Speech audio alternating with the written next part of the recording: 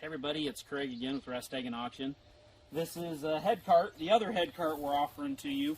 Again, this is a retirement sale. John's stopping farming, going to enjoy retirement, so we're offering you this along with the other items offered to you on auction time.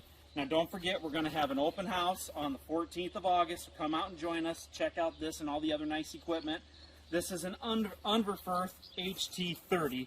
Now normally that always means they can hold up to a 30-foot head.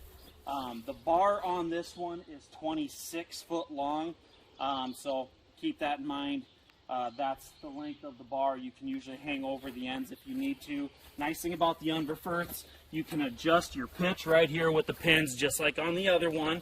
You can also adjust, pull the pin here and you can adjust your bar back and forth on the working bar here.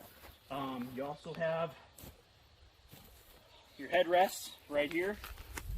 This one particularly, guys, was used to hold 8-row corn head. That's what was on this one. Trailer's in absolutely good condition. There's a little bit of surface rust. For the most part, though, guys, very good condition. Tires are good. It also has the expanding hitch, which makes it really nice for hooking things up all by yourself.